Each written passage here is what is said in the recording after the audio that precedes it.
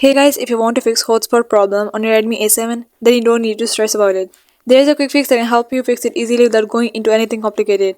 If this made things easier for you, do support the video by liking it and don't forget to subscribe for more simple fixes.